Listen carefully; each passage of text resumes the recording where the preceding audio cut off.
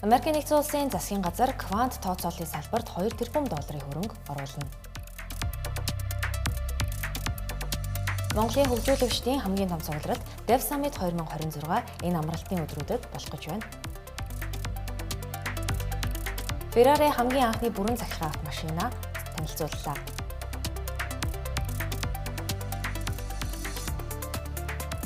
Австрали, Энэтхэг, Япон, Америк нэгдсэн улс чухал ашигт малтамлын салбарт хамтарна. Хүлээн авдаг үзэгчтэй хаврын бороотой өдрийн мэндийг хүргэе. За Тэнгэрэл визийн ажлын эрхэм хөтөлбөрийн 5 гарагийн дугаарыг эхэлж байна. За бид энэ 7 хоногийн энэ өдрийн дугаартаа тооцоолон бодох системийн компаниудын талаар илүү дэлгэрэнгүй ярилцах болно. За эдгээр өдрүүдэд эдгээр компаниудын нэгж хувьцааны ханш маш өндөр савлгаатай байна. Тэгэхээр цаана нуугдж байгаа учир шалтгаанууд юутай холбоотой вэ гэдэг талаар та бүгд мэдээллийг хүргэх бол энэ амралтын өдрүүдэд зохион байгуулагдах гэж байгаа Dev Summit арга хэмжээний санаачлагч Амар баяр бидэнтэй ярилцах болно. Тэгэхээр эдгээр мэдээллүүдийг та бүхэн багцлан өргөн ажлын эрхэм хөтөлбөртэй хамт байгаараа өнөөдөр надтай студид хамт Номи Эрдэнэ болон Мажиг Сүрнээр ажиллаж байна.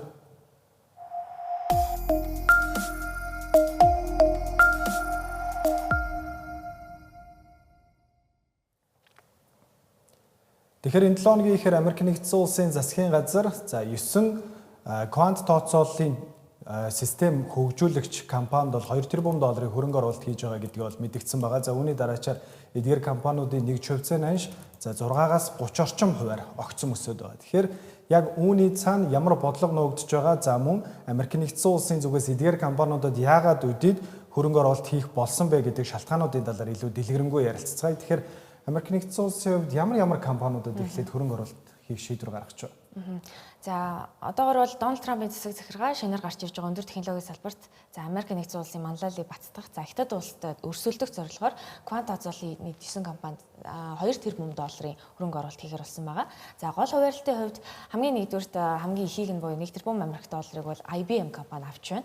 За квант чип үйлдвэрлэх төрөлсөн компани байгуулна гэсэн мэдээллийг бол хөрвүүлсэн. За илүү тодруулах юм бол Anduril нэртэй за энэхүү шинэ компани нь Нью-Йоркийн одоо Нью Альбаны хотод байрлах бөгөөд за Америкийн анхны төрөлсөн квант чипний юм үйлдвэр болох юм зорилготой байгаа.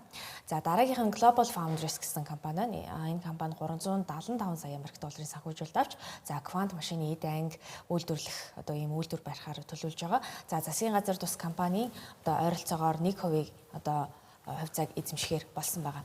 За мөн бусад компаниуд байгаа. За D-Wave, за Rigetti Computing, за болон Inflection гэсэн эдгээр компанид тус бүр 100 сая Америк долларыг за харин Dyroc гэсэн компанид стартап компани байгаа. Энд бол техникийн саад бэрхшээлийг даахуу зориулж 38 сая Америк долларыг тус одоо зарцуулахаар одоо өгөхөр болсон байна. За үүний цаана байгаа стратеги ач холбогдол юу вэ гэхээр мэдээж квант чипээр ажиллах квант компьютер нь за шинэ эм бэлтгэл бүтээх, за нууцлал хамгаалалт, санхүүгийн тооцоол зэрэг маш хурдан хийх чадвартай учраас улс орнуудын хувьд стратегийн одоо маш том зэвсэг болж байгаа. За мэдээж бас энэ нь одоо нэг төрлийн шинэ тактик гэж ойлгож болно. Америк нэгдсэн улсын засгийн газар хувийн компаниудад зүгээр нэг тусламж өгөх биш. За хувьцааг нь эзэмших замаар чухал үйлдвэрүүдийг буюу одоо Intel, MP Materials гэх мэт одоо энэ чухал үйлдвэрүүдийг өөрийн хяналтад одоо байлгах иймэрхүү шин тактик руу шилжиж байгаа гэсэн байна. За Америк нэгдсэн улсын худалдааны сайд Howard Lutnick-ийн хэлж байгаагаар бол эдгээр хөрөнгө оруулалт нь дотоодын үйлдвэрлэлийг дэмжиж за өндөр цалинтай олон мянган ажлын байрыг бий болгоно гэж онцолсон байгаа. За тэгээд түрүүн Ганагийн дурсамжлан бас мэдээ гарсны дараа уг хэлцэлд холбогдох компаниудын хувьцааны ханш нь 6%-аас бүр 31% хүртэл бол өссөн байгаа. За салбарын мэргэжилтнүүдийн үзэж байгаагаар бол засгийн газрын энэхүү алхам маань квант тооцоолол одоо хүмүүсийн төсөөлж байснаас ч илүү хурдан практик хэрэглээнд нэвтрэх гэж байгааг баталж байгаа гэдгийг бол хэлж байна. Тэгэхээр Америк нэгдсэн улсын одоо дараагийн одоо бүгд найрамдагчдад улстай хийх өрсөлдөөн бол энэхүү квант чип үйлдвэрлэгч компаниудад хөрөнгө оруулах замаар бол үргэлжилж байна гэж хэлж байна. За энэхүү Америк нэгдсэн улсын хувьд бол өөрсдийнхөө маш том чухал стратегийн тооцооллын салбарын гол тоглогч нарт ихээхэн хэмжээний хөрөнгө оруулалт хийлээ те. Тэгэхээр ер нь яг квант компьютер гэж яг юу хэлдэм бэ гэдгийг та бүхэнд Тэнгэр телевизийн бэлэг нэвтрүүлэг дээр бэлтгэж байсан хэсгээс үзүүлье.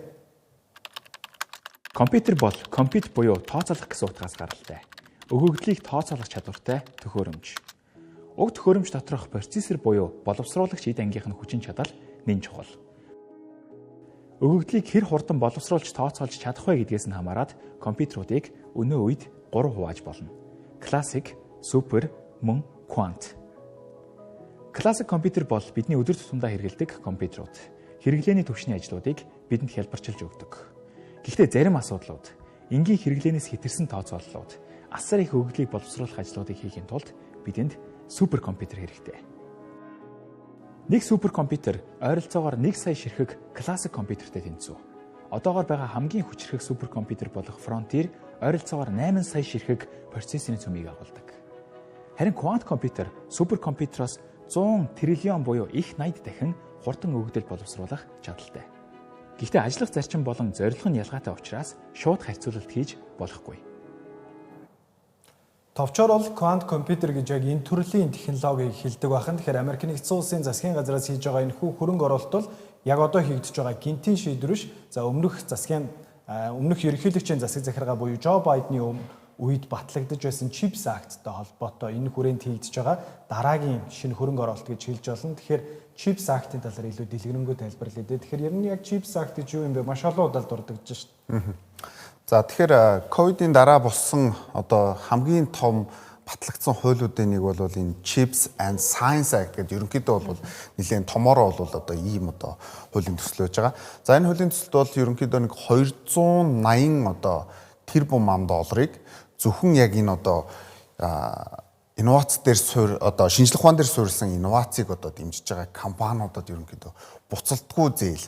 За буцалтгүй тусламж. За тэгээд бага хүүтэй зээлийн одоо ийм одоо шалгуураар бол компаниудыг дэмжих зорилгоор хийсэн ийм акт гэж ойлгож болно л доо. Тэгэхээр яг энэ дээр бол одоо 52.7 тэрбум ам долларын энэ хагас дамжуулагчийн салбар дээр жишээ одоо төсвөлсөн байдаг.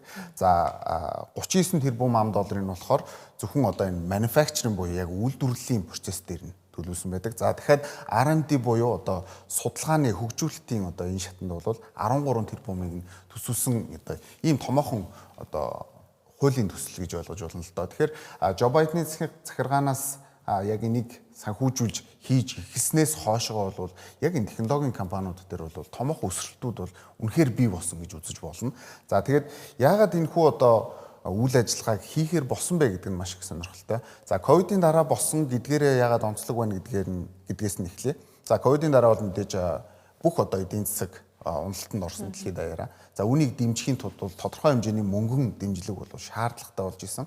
За үүнтэй холбоотойгоор бол энэ 280 тэрбум ам долларыг бол яг энэ шинжлэх ухаан дээр суурилсан инновацтай бол зарцуулна гэж бол Жо Байдны захиргаа бол шийдсэн байдаг. За тухайн үед бол мөнгөний бол төсөвлөө суулгаад өгчихсөн. За одоо бол яг энэ компаниудаа энэ төсвөөсөө мөнгө өгөө явж байгаагийн нэг илэрлэл нь өнөөдрийн квант тооцоолол дээр 2 тэрбум ам долларыг буцалтгүй тусламж болгож өгч байгаа нэг хэлбэр юм. За ингээд яагаад энэнийг тэгвэл хэрэгжүүлэх болсон бэ гэдэг дээр бол 1990 оноос хойшоо одоо бид нар харах хэрэгтэй. Америк нэгдсэн улс ерөнхийдөө энэ одоо үйлдвэрлэлийн салбарт за ялангуяа энэ одоо semiconductor гэж хэлээд байгаа хагас дамжуулалтын салбарт бол одоо 90 онд дангаараа дэлхийн 37%-ийг өөрсдөө үйлдвэрлэгч орн байсан. Гэтэл өнөөдрийн нөхцөл юу юм гэхээр Америк нэгдсэн улс энэ дээр 12%-тай байна. За энэ бол бүх одоо үйлдвэрлэлийг Тайван, за Хятад те, за Европод бол Нидерланд бас нэлээд сайн үйлдвэрлэгч байгаа. Тэгэхээр эдгээр улсуудад ерөнхийдөө өөрсдийнхөө энэ зах зээлийг алдсан байгаа учраас энийг одоо үндсэндээ эргүүлж олж авах, дэмжих одоо энэ одоо үндсэн бодлого дээр бол хэрэгжүүлсэн. Тийм учраас тэр R&D буюу одоо яг те research and development гэж хэлээд байгаа шүү дээ. Тэгэхээр энэ дээр одоо мөнгө төсвөлж байгаа. Дахиад дээр нэмэх нь энэ одоо хагас дамжуулагчийн салбар дээр энэ буцалтгүй тусламжуудыг өгөөд байгаа. Тэгэхээр илүү нөгөө шинжлэх ухаан суурьтай болж эхэлж ийн гэсэн санааг бол бид нар энэ чэнэс харж болно. Ялангуяа квант гэдэг бол бидний цаашдаа ирээдүйд явах одоо үндсэн одоо гол зорилго болох байх л та. Тэгэхээр энэ дээр бол тодорхой хэмжээний мөнгө төсвөлсөн нь бол ийм хэмжээний одоо өсөлтийг үзүүлж байна гэж. За түрүүн яг энэ дээр бас компаниудын дурдлаа 9 компани гэж байгаа. Тэгэхээр үүн дээр бол хамгийн том боломжийг авч байгаа нь бол IBM компани. За IBM компаниг яагаад ерөнхийдөө ингэж дэмжиж байгаа вэ гэдэг дээр би бас одоо хувь судлаачийнхаа үүднээс бас өөрийнхөө санааг хэлье. Америк нэгдсэн улс ийм одоо үйлдэлүүдийг хийждэг. Өөрсдийн үндэсний олон жил явсан энэ компаниудыг ерөнхийдөө санхүүгийн асуудалд ороод ирэх үед нь дандаа дэмжлэг өгдөг. Intel Ford хоёрын жишээг харж Intel Ford хоёрын жишээ байна. За American Airlines-ийн жишээ байна ч гэдэг юм ингээд одоо маш том одоо бодлого явж ийн л гэсэн үг л та ард нь. Хувийн секторуудыг ингэж дэмжих нь өөрөө яадаг юм гэхээр цаашдаа ажил олголтыг бий болгодог. Ажил олгогч нар хэрвээ хүмүүсийг ажилд нэмээд аваад байх юм бол хүмүүс мэдээж өөрсдийнхөө одоо татвараас бол одоо эргээд төсвөө бүрдүүлж идэг асуудал байдаг. Тийм учраас одоо Дональд Трамп одоо Катарт очиж Боингийн өмнөөс гэрээ ээж явах жишээтэй тий. Сая Хятад очихдоо бас яг энэ үйлдэлийг бол давтаж явах жишээтэй. Ингэснээр шинээр ажлын байрыг нэмэгдүүлэх одоо үндсэн гол зорилготой байдаг. Тэгээд ерөнхийлөгч нь хийж байгаа гэдэг утгаараа энэ бол бүр одоо илүү баталгаатай гэдгийг л одоо харуулсан ийм л одоо үйл явдлууд болдог л да. Тэгэхээр IBM дээр сая яг тэр жишээ давтагдлаа гэж харж байна. Тэгэхээр өөрөө энэ квант компьютерийн технологи гэдэг бол өөрөө маш сонин зүйлтэй бас олон нийт бас төдийлөн сайн мэддэггүй. Квантын одоо физикийн квант механикийн онол дээр суурилж хийгдэж байгаа тийм шинэ технологи тий. Яагаад үдэд ингэж хийгдэж байгаа вэ гэхээр 2019 онд Google компани дэлхийн хамгийн хүчирхэг суперкомпьютер ерөнхийдөө бол суперкомпьютер үчиг квант компьютер дийллээ гэдгийг бол анхудаа харуулж. За өнгөрсөн 1 жилийн хугацаанд за Microsoft болон Google компаниуд өөрсдийнхөө анхны квант компьютер зориулсан чипээ танилцуулж байна. За үүн дээр яг квант компьютер өдөр тутмын хэрэглээнд дэвтрэхэд хамгийн том сорилтуудын нэг болж байгаа зүйл юу вэ гэхээр алдааны алгоритм байдаг. Одоо бидний өдөр тутамдаа ашиглаж байгаа ухаалаг гар утас эсвэл лаптоп хэдэн их 80 үйлдэлд нэгхэн алдаа гарах одоо магадлалтай байдаг бол квант компьютер одоо 100 үйлдэлд нэг алдаа гаргадаг ч юм уу тийм. Алдаа гаргах давтамж нь маш их байдаг учраас энгийн хэрэглээнд ер нь хэрэглэх боломжгүй. Гэхдээ тооцоолон бодох чадрын хувьд бусад суперкомпьютеруудтай харьцуулахад асар хурдан. Тэгэхээр өнгөрсөн жил ер нь Google бидний алдааны алгоритмыг шийдчихлээ гэдэг юм. Зарим Microsoft юуг харуулсан бэ гэхээр яг одоо энэ уламжлалт IBM болон Google-ийн хийж байгаа технологиос өөр технологиор бидний суперкомпьютер хийж чадах юм байна гэдгийг харуулсан. Тэр үүний дараачаар бас нэг юм сонирхолтой юм болсон нь Nvidia компани график карт үйлдвэрлэгч одоогийн бодлоор хамгийн том тооцоолох системийг дэлхийд дээр бүтээж байгаа компани бид нар тэгвэл бас квант компьютерийн салбарт хөл тавина. Бид нар бас өөрсдийнхөө лабораторийг нээнэ гэдэг ийм мэдээллүүдийг хийжсэн. За энэ сард мөн адил бүгд найрамдахад ард улсын технологийн компаниуд 4-р үеийн квант компьютерийн тооцоолон бодох системийг хэрэглээнд дэвтрүүлээ гэдгийг бол заасан байна. Тэгэхээр хэрэглээнд дэвтрэх хугацаа улам бүр ойртож байна. За энийг гэхдээ судлаач нар бол янз бүрээр тайлбарлаж байгаа. Ер нь бол болоогүй. Нэг 10 жил байгаа гэж зарим арай өөдрөг байгаа судлаач нарын тайлбарлаж байгаа бол бус нь бол 20-30 жил байна гэдгийг тайлбарлаж байна. Тэгэхээр яг өнгөрсөн жилийн үдээд бас бид Тэнгэр телевизийн Тэнгэр панелийн нэг дугаараараа яг энэ квант компьютерийн 90 үеийн талаарх нэвтрүүлгийг хийжсэн. За тэр үед онлайн физикч бэлгүүн бас яг квант компьютерийн хэрэглээ хизээ нэвтрэх вэ гэдэг өөрийн байр суурийг илэрхийлжсэн. Түүний байр суурийг хамтдаа сонсцгоё. Классик компьютертай харьцуулъя л да. Одоо нөгөө бидний өдөр тутамдаа ашиглаж байгаа компьютерийг классик компьютер гэж нэрлэх хэмжээнд очсон байна тий. Тэгэхээр 100 жилийн өмнө классик компьютерийг бол бидний ингээд өнөөдөр кармалаад явж чадахгүй шүү дээ тий. Тэр үед классик компьютерууд чинь ерөөсөө юм их сургуулийн том юу заалан дотор байж идэг тий. Амар том одоо нөгөө биеийн тамирын хичээл ордог танхим дотор бүхэл бүтнийг том компьютер байдаг. Тэрийг зөвхөн одоо аюулгүй байдлын зорилгоор ч юм уу тий киберсекьюритигийн зорилгоор ч юм тийм байдлаар ашигладаг байсан байна.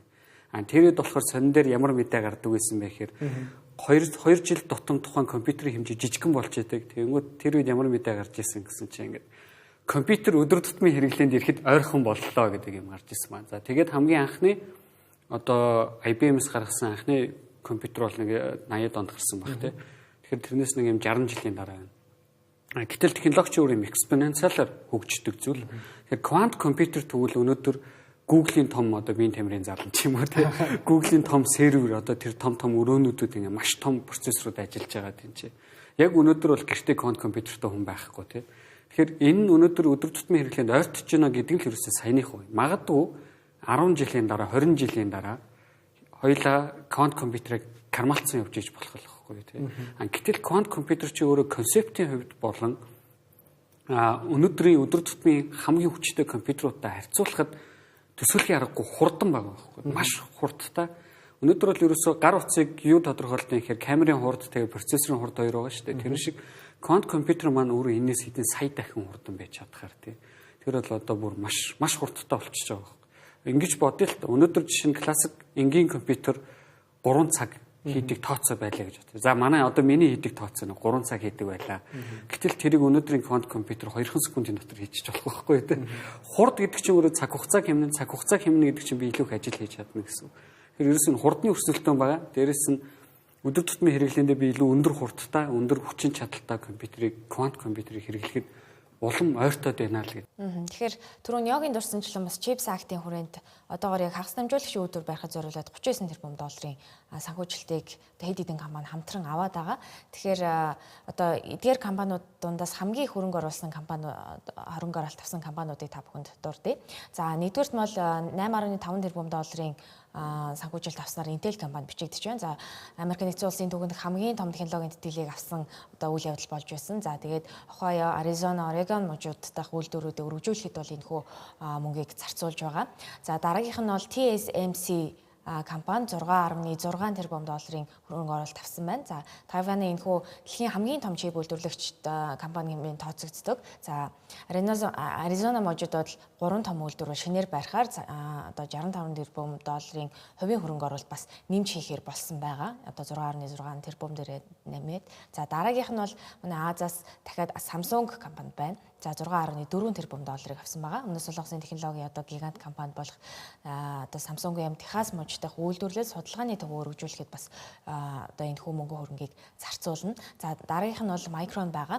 6.1 тэрбум долларыг авсан. Компьютерийн санах буюу одоо DRAM-ыг одоо чип үйлдвэрлэгч тус компани Нью-Йорк болон одоо Idaho мужид мега үйлдвэрүүд одоо барьж энэхүү мөнгө хөрөнгийг бол зарцуулсан байгаа. Тэгэхээр хажууд миний дэлгэцэн дээр харагдаж байгаачлан эдгээр одоо 8 компани бол одоо доорх дүнгээр одоо хөрөнгө оруулалтыг бол хувааж эзэмшиж байгаа.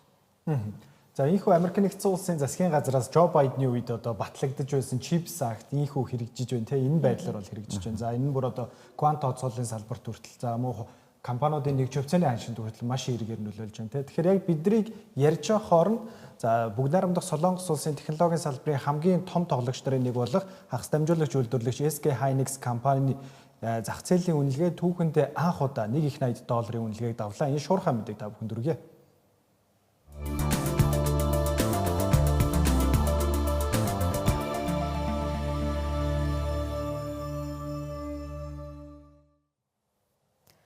Америк нэгдсэн улсын Micron Technology болон за өмнөд Солонгосын SK Hynix компаниудын зах зээлийн үнэлгээ анх удаа түүхэндээ $1.80 усхыг бол аль бие осоор давлаа.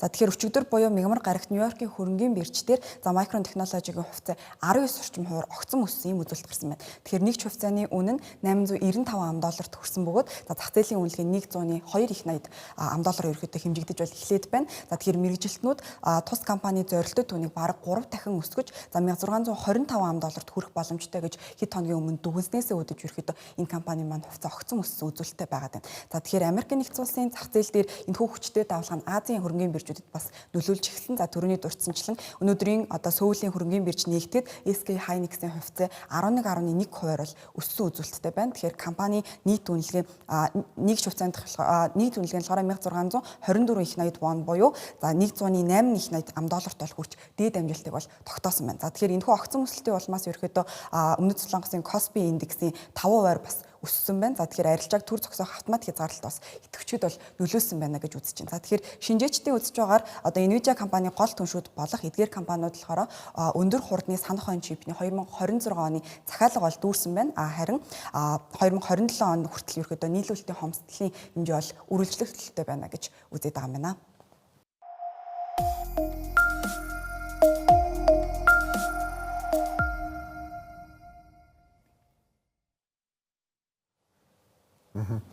Тэгэхээр макро эдийн засаг дээр өнөөдөр бид нар яг ажилгүйдлийн тухай бас ярих шаардлага үүслээ л дээ. Тэгэхээр яг энэ асуудлыг илүү хөндөж ярих чинь гэхээр яг энэ 2026 он гарснаар за ойрох дорнодын асуудалтай холбоотой улс орнууд дээр ажилгүйдлийн түвшин бас өндөр болж байна гэдэг ийм мэдээлэлүүд гарсан. За тэр дундаа Америк нэгдсэн улсын яг энэ одоо илүү залуу үеүүдэд зориулсан шинэ одоо ажлын байр бол нэмэгдэх магадлалаар багасж байгаа гэдэг талаарх мэдээлэл. Дэлгэрэнгүй ярихаас өмнө надад нэг юм сонирхож байгаа зүйл байна л да. За нэг нь яг одоо болж байгаа геополитикийн ойрох дорнодод болж байгаа үйл явдал те дэлхийн 2-3 газар ер нь мөргөлдөө үргэлжилсээр байна.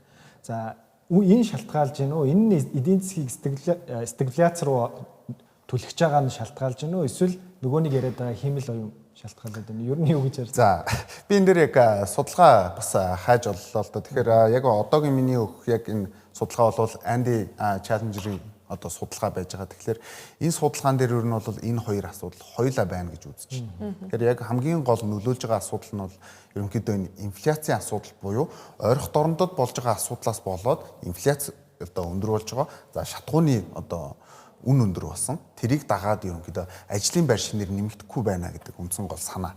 За ямар ч гэсэн бүгдээрээ 26 онд бол ямархуу нөхцлүүд болоод байгаа талаар ярилцъя. За сүүлийн 2-3 жилийн хугацаанд бол ерөнхийдөө энэ одоо шинээр ажлын байр бий болж исэн хурд тэр хурд удаашрж байгаа гэж. За энэ бол юу гэсэн үг юм гэхээр ажлын байр нь багасаад байгаа гэсэн үг бол биш. Гэхдээ өмнө нь илүү их одоо нэмэгдэжсэн бол тэр нэмэгдэжсэнасаа удаан багаар нэмэгдэж байна л гэсэн санаа гэлж байгаа. Энэ хоёр дээр бол асар том зөрөө байгаа. За ингээд тэр дундаа entry level болох гэж одоо нэрлэгддэг. Тинейжруудын одоо ажилтай. Одоо манад бол одоо оюутнууд илүү одоо CEO-д ажилладаг ч гэдэм үү, үйлчлэгээний салбарт ажилладаг бол Америк нэгдсэн улсад яг энэ адилхан. Тэгэхээр энэ ажлын тоо асар ихээр буурж байгаа гэдэг ийм мэдээлэл байгаа. Тэгэхээр яагаад одоо жишээ нь ийм нөхцөл бүрдэж байгаа юм бэ гэхээр ерөнхийдөө бол хүмүүс одоо тинейжрууд буюу өсвөр насныхан энэ үйлчлэгээний салбарт илүү их ажилд орд юм байна л да. Тэгэхээр тэр үйлчлэгээний салбаруудын үндсэн одоо гол тэр үнийн одоо тогтоож байгаа юу нь болохоор тэр одоо үйлчлэгээнийх нь өөрийнх нь зардалтай холбоотой асуудал үүдэг. Тэгэхээр одоо эрчим хүчний үн нэмэгдэж байгаа үед бол зардал нэмэгдэж байгаа. Зардлыг дагаад хүмүүс одоо ажилд авахын боломж нь буурж байгаа гэдэг ийм тоон зүйлт байж байгаа. Тэгэхээр за яг энэ дээрээс харахад бол Summer Youth Employment Program гэдэг одоо Америк нэгдсэн улсын Нью-Йоркт төвлөрдөг гэдэг ийм одоо оюутнуудад ажил олж өгдөг ийм байгууллага байгаа.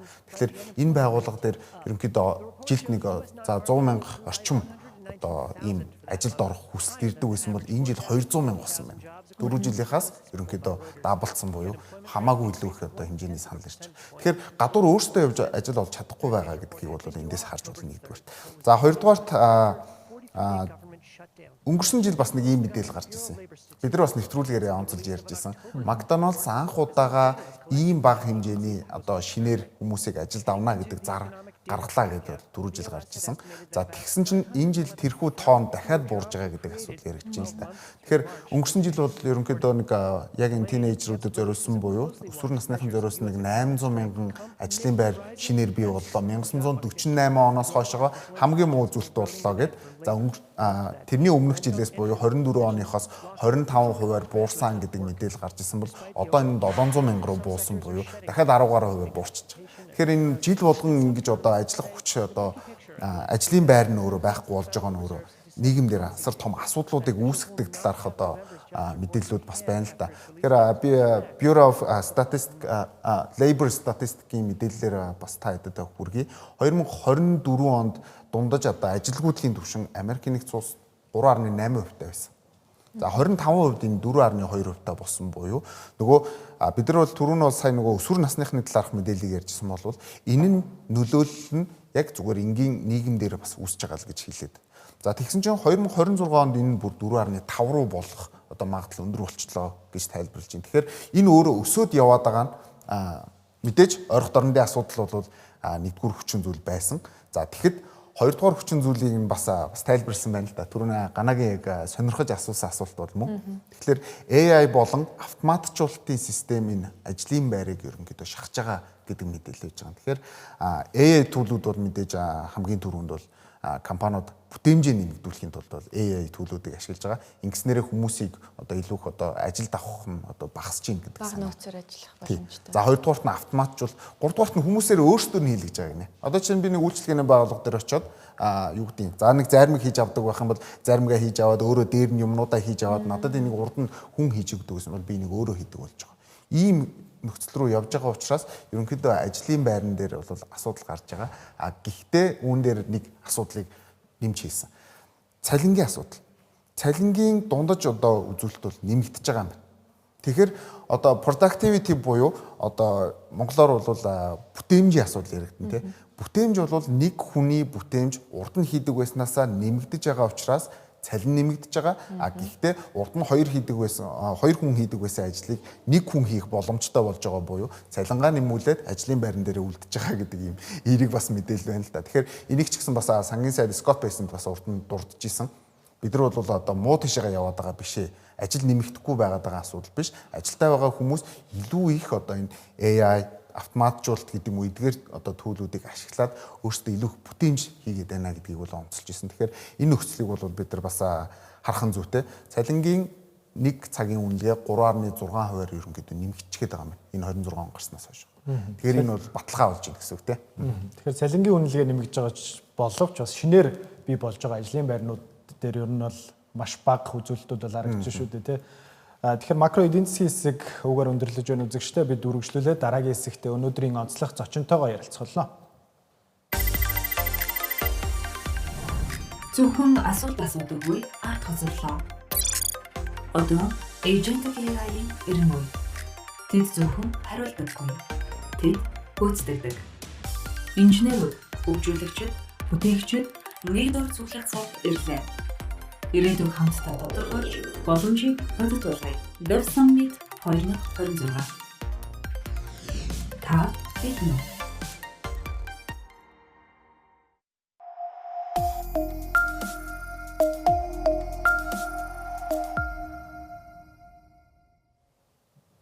Үзэгчтэй манай ажлын хөтөлбөр онцлог зочны хэсгээр үргэлжлүүлж байна. Тэгэхээр бид студид нэг онцгой зочныг өрсөн байгаа. Тэр юу вэ гэвэл Dev Summit технологийн арга хэмжээний Dev Summit арга хэмжээнд за 2019 оноос хойш манай хамтран зохион байгуулагчаар ажиллаж байгаа амар хоёр хүрэлцэн ирсэн байна. Танд өглөөний мэнд хүргэе. За өглөөний мэнд. Тэгэхээр Монголда бас тавтай морил. Тэгэхээр юун дөрөнд бас 5 дахь жилдээ зохион байгуулж байгаа Монголын технологи одоо хамгийн том цугларалт гэсэн тооцоололтой байдаг Dev Summit 2026 арга хэмжээний хувьд энэ жил одоо Agentic AI-ийн ирэн үе буюу одоо хиймэл оюун агентийн ирэн үе гэсэн сэдвийг сонгоо авсан байгаа. Тэгэхээр яагаад энэ сэдвийг сонгох болов бас энэ арга хэмжээний талаар товч мэдээлэлээр хоёлаа ярилцлага эхлүүлье. Тэгээ Dev Summit Монголын хамгийн том хөгжүүлэгчдэд гэж нэрлэж хийдэг хамгийн том арга хэмжээнд 5 дахь жилдээ хийж байгаанаас аюулгүй онцлог гэж харж байна.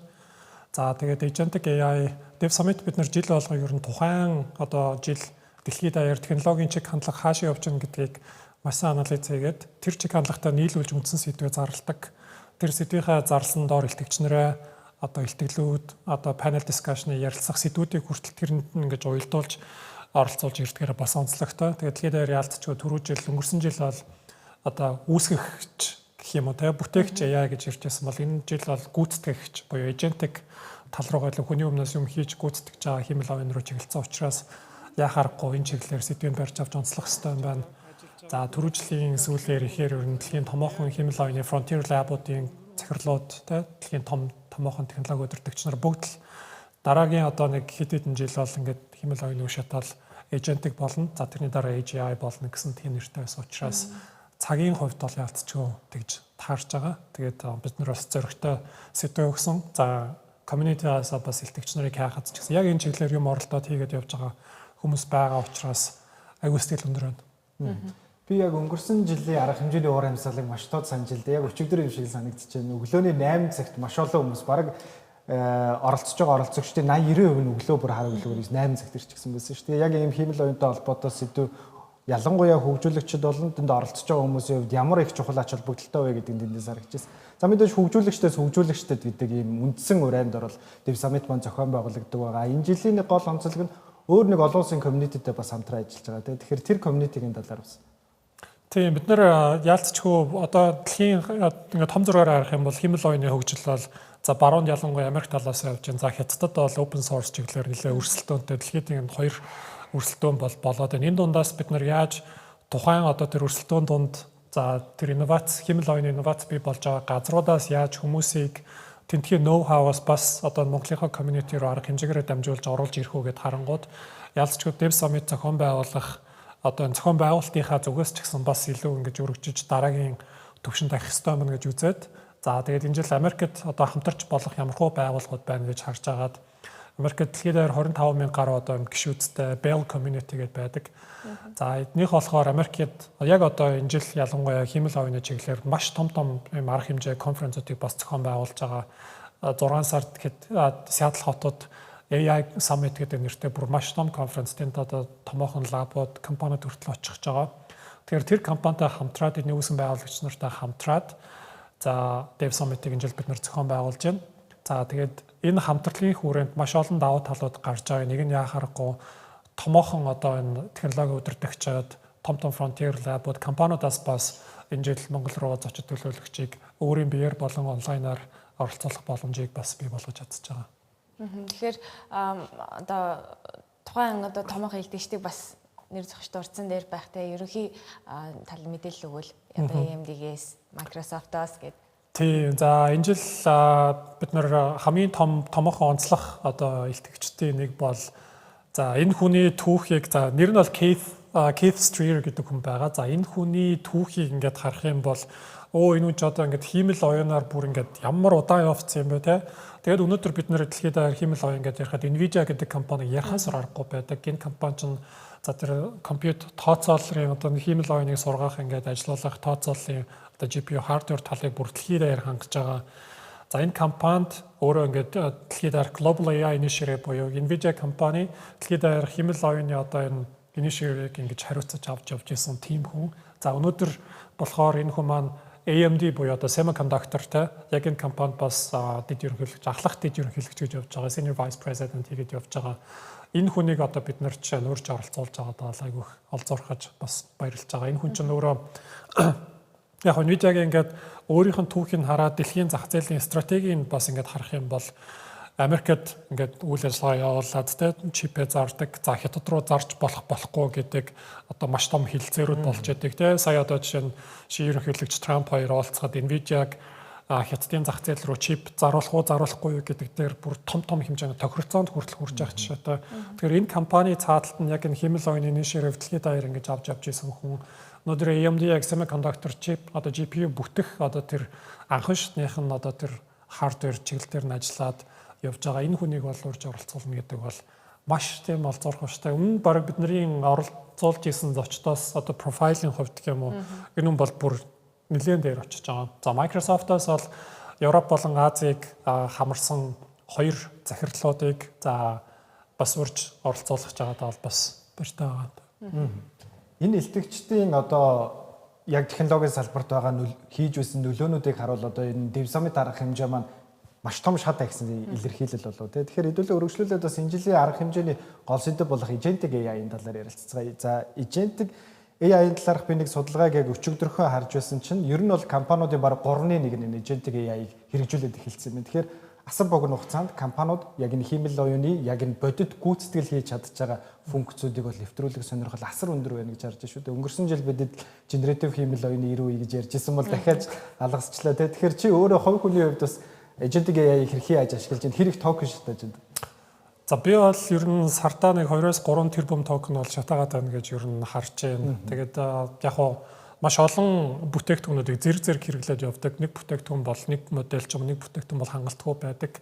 Тухай бүртээ өөрөө гэсэн нөгөө нэг чадрууд нь байдаг учраас аль модулийг аваад ямар ажилдаа хэрэглэх үү гэдгийг аягүй сайн зохион байгуулж бас сурах хэрэгтэй санагддаг. Тэгээд тооцоолоор бол 2-3 тэрбум токен гэдээ харах юм бол ойролцоогоор за нэг Roman ч юм одоо нэг novel ч нэг дунджаар нэг 80-100 мянган үгтэй байдаг юм ном байлаа гэж бодоход сар болгон би нэг 15,000-аас 20,000 хэмжээний тийм бот номуудыг ерөөсөө ингээл одоо уншаал зарцуулаад боловсруулад байгаа юм шиг гэж бас ойлгохтоор байна. Тийм тэгээд компанийн хувьд жишээ нь бол зөвхөн өдөр тутмынхаа амьдралаас гадна компанийн хувьд бол agentic AI чиглэлийн маш олон юм автомат жуулт хоорондын холбоонуудыг бол хийснээрээ өдөр тутмын бүтээмж за цаана нөгөө нэг хүнээс хамаарахгүй мөртлөө технологиор ингээд одоо дамжиж явж байгаа банк давтагдаж хийхгүй зөвлөдүүдийг бол асар том одоо хөнгөжилж чадж байна. Тэгмүүд хүмүүстэй ярилцах, уулзах, технологийн шийдэл нэвтрүүлэх, судалгаа хийх, за бүтээгдэхүүнээ сайжруулах.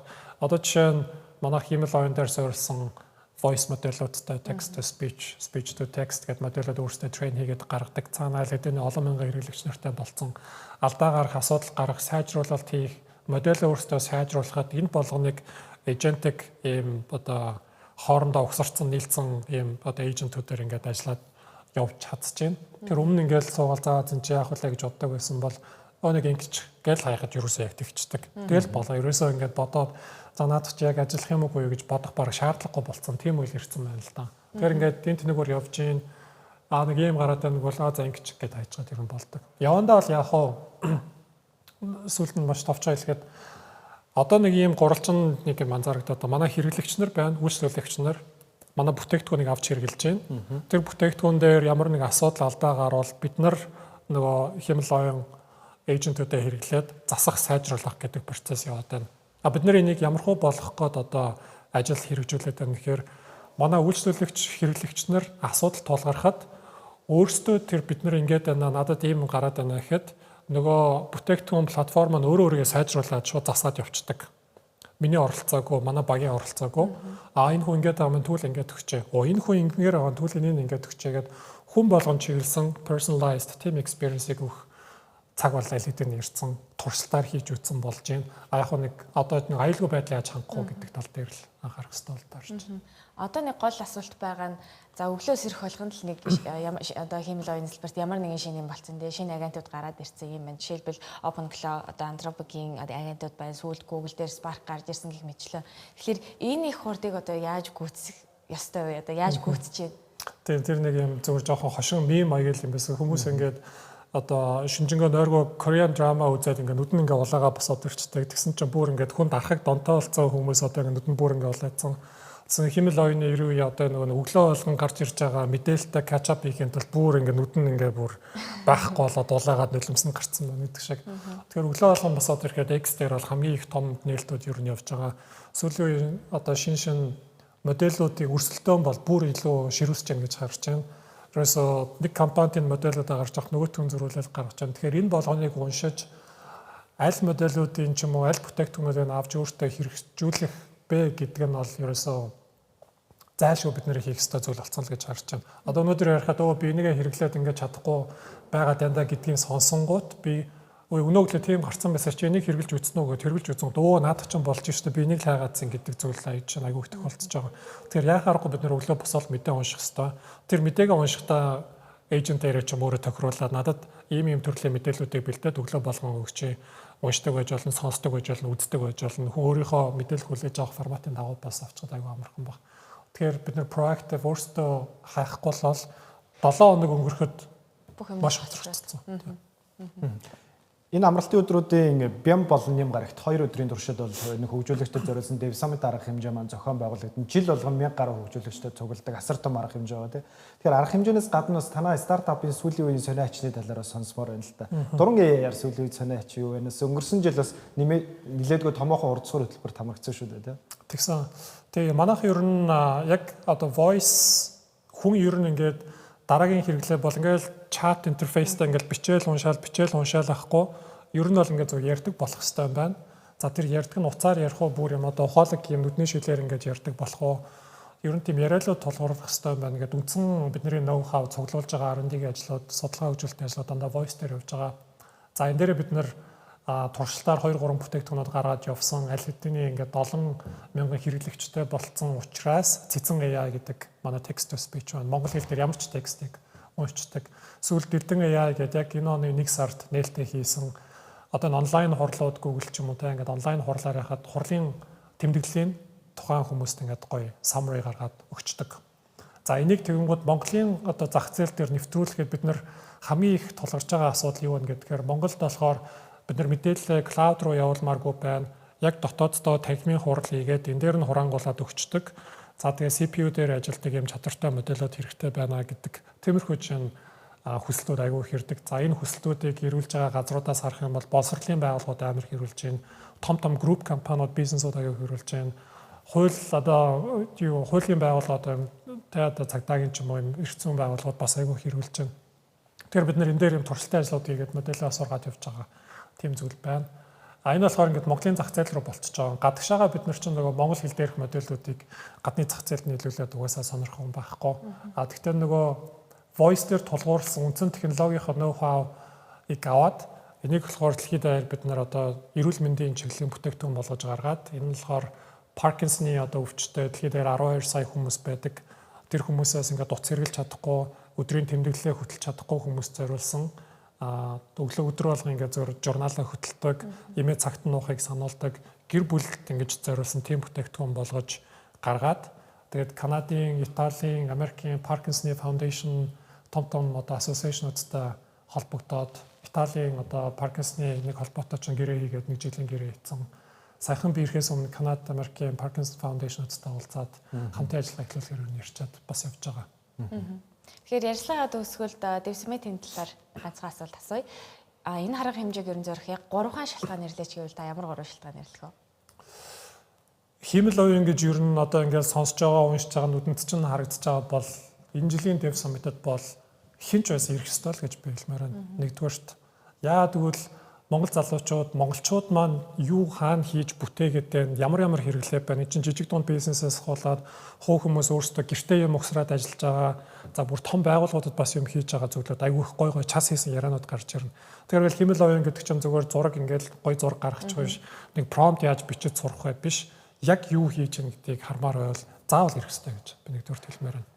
Хоёрдугаар гэх юм бол дэлхийд аяжиг хандлага хаашаа яваад байна гэдгийг гаднаас ирж байгаа хүмүүсийн зочид төлөөлөгчөд Google-ийн DeepMind-д ажиллаж байгаа хүртэл яг одоо Gemini модулууд гэдээ яриад байгаа Google-ийн DeepMind-д ажиллаж байгаа хүртэл одоо инженертэй Батлага ах маань ч өөрийнхөө ноу-хау туршлагыг хуваалцахаар бас бэлтэж байгаа.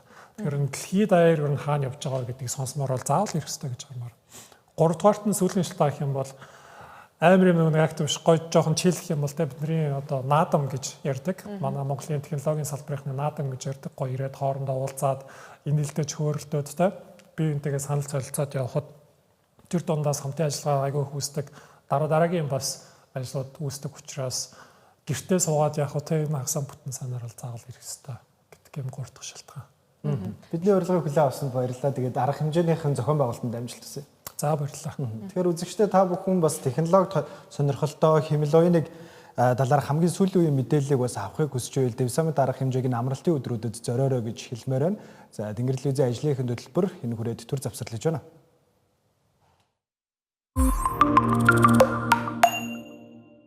Хөтөлбөр үргэлжилж байна. Тэгэхээр хөтөлбөрийн энэ хэсэгт хамгийн сүүлд гарсан шинжлэх ухаан болон технологи хөрөнгөний зах зээлтэй холбоотой хамгийн сүүлийн үеийн мэдээллийг хүргье. За өнөөдрийн бидний онцолж байгаа мэдээнүүд бүгдээрээ ихэвчлэн чип болон технологийн салбартай нэлээдгүй холбоотой болж таарж байна. За үүний хамгийн тод жишээ бол Австрали, Энэтхэг, Япон, Америкийн нэгдсэн улс газрын ховор элементтэй холбоотой нэлээдгүй томоохон хамтын ажиллагааг бол эхлүүлж байгаа зарлалаа тий. Ямар хамтын ажиллагаа шүү? Ер нь бол 5 дугаар сарын 26-ны өдөр шинэ Дээлийн хотноо энэ хуулцал маань зохион байгуулагдсан байгаа. Товчор бол Quad гэж нэрлэдэг. Австрали, Энэтхэг, Япон, Америк нэгдсэн улсын гадаад хэргийн сайд нарын уулзалт гэж ойлгож болно. За тэгээд маш олон зүйл яригдсан. За мэдээж нөгөө гол хэдийг нь дурдъя. За сайд нар за Энэтхэг номхон далайн тандалт хамтын ажиллагааны санаачлагыг эхлүүлсэн байгаа. За энэ нь дөрвөн улсын тандалтын хүчин чадлыг нэгтгэж за мэдээллийг одоо бодит хугацаас олзох юм боломжийг бүрдүүлнэ. За мөн Энэтхэг улс за анх удаа бүс нутгийн дэд бүтцийн хамтарсан төсөл хэрэгжүүлэхээр болж за Фижи улсын бомбын хүчин чадлыг нэмэгдүүлэх ажилд хамтрахаар тохиролцсон. За сая ганагийн дурсамжлан бас хамгийн чухал нэг зүйл нь critical minerals буюу чухал ашигт малтамлын тогтолцоог баталсан байгаа. За энэ нь чухал ашигт малтамлын олборлуулалт, за боловсруулалт, дахин боловсруулах салбарт хөрөнгө оруулалтыг зохицуулах замаар нийлүүлэлтийн сүлжээг хятадаас хараат бус болох ийм зорилготой байсан. За сайд нар мөн ойрхон орон дох мөргөлдөөний улмаас ормозын хоолоо хаагдаж эрчим хүчний зах зээлд савлгаа үүсэнд бол санаа зовж байгаагаа илэрхийлсэн. За тэгээд далайн тээвэрт татвар ногдуулах альваа орлогыг эсэргүүцэж чөлөөт навигацийн зарчмыг хамгаалах бол мэдгдсэн байгаа. За бас Америк нэгдсэн улсын төрийн нарийн бичгийн дарга за Марко Рубиогийн хэлж байгаагаар бол Quad-ыг дипломат яриа хэлцлийн талбар төдийхөн бус за харин бодит үйл ажиллагааны түншлэл болгон хувирах шаардлагатайг бол онцолсон байгаа. За мөн энэ оны сүүлээр Quad-ийн удирдагчдын дээд хэмжээний уулзалт буюу саммитыг зохион байгуулахаар төлөвлөж байгаа гэсэн мэдээлэлүүд гарсан байна. За томоохон улс орнууд яг энэ чип үйлдвэрлэлийн гол түүхий хэдүүлэх газрын ховор элемент дээр ер нь хэрхэн яаж нөөцөө бүрдүүлэх үү, яаж хамтарч ажиллах уу гэдэг дээр нэлээдгүй өндөр ач холбогдол өгч шүү дээ тий. Тэгэхээр манай хөтөлбөр дуусахад ердөө 2 минутын хугацаа үлдсэн байна. Хөтөлбөрийн төгсгөл хэсэгт та бүхэнд нэгэн сонирхолтой автомашины загварыг танилцуулъя. Тэгэхээр Мажаас би түрүүлээд асуухад энэ автомашины үзэгчдэд бас харуулъя. Энэ автомашины загвар за автомашины салбар болон технологийн салбарыг нэлээдгүй энэ сүүлийн 2 хоног шуугилж байна. Чам таалагдчихэв үү? Одоо өнгө нь бол таалагдчихэв. Одоо өнгөнд дуртай болохоор. За энэ бол Ferrari-гийн хамгийн анхны бүрэн цахилгаан автомашин байгаа. За яагаад ингэж амар олон нийтийн анхаарлыг татж байна гэхээр энэ автомашины дизайныг iPhone-ы дизайныг уралсан за мөн Apple-ийн нэрт дизайнер Johnny Ive хийсэн байна. Тэгэхээр Johnny Ive цахилгаан автомашины дизайны концепцийг хэрхэн шинжилж байгаа вэ гэдэг нь нэлээдгүй анхаарал татчихсан. Гэхдээ автомашин сонирхчдын хувьд энэ автомашины загвар таалагдсан. Яг өчигдөрхөн Ferrari хамгийн анхныхаа автомашины бүрэн цахилгаан автомашиныхаа загварыг танилцуулаад Lucy гэдэг нэртэй.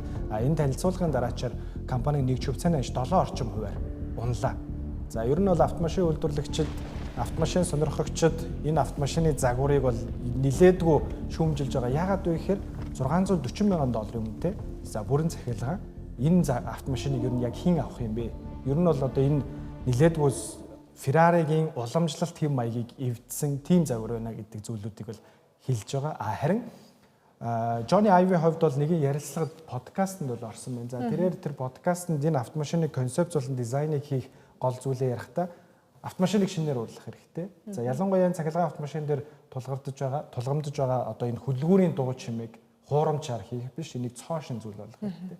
За мөн яг энэ дээр цахилгаан болон электрик гэдэг нэг зүйл орж ирж байгаа учраас энэ илүү өөр уур амьсгалыг, өөр мэдрэмжийн шин зүйлийг хүмүүст өгөх ёстой. Уламжлалт автомашинаас арай өөрөөр бодож хийсэн гэдэг ийм тайлбаруудыг өгсөн байна. Тэгэхээр маш сонирхолтой үйл явдал боллоо. Тэгээ Ferrari-гийн хувьд бол одоо Европын хамгийн өндөр үнэлгээтэй автомашин үйлдвэрлэгч компани байна. Энэ ийм сонирхолтой үйл явдал болсон байна. Тэгэхээр үзэгчтэй Тэнгэр телевизийн ажлынхын хөтөлбөрийн энэ удаагийн дугаар өгөн өндөрлөж байна. Бид хөрөнгийн зах зээл болон технологийн салбарт болж байгаа хамгийн сүүлийн үеийн мэдээллүүдийг та бүхэнд хүргэлээ. Хөтөлбөрийн төгсөл хэсэгт дахиад нэг удаа хэлэхэд энэ амралтын өдрүүдэд Монголын хөгжүүлэгчдийн хамгийн том цугларалт болох Dev Summit 2026 болох гэж байна. Тэгэхээр та технологийн салбартай холбоотой хамгийн сүүлийн үеийн мэдээллүүдийг сонирхож байвал Dev Summit-ыг зориорой гэж хэлмээр байна. Энэ удаагийн хөтөлбөрт хамтдсан баярлалаа.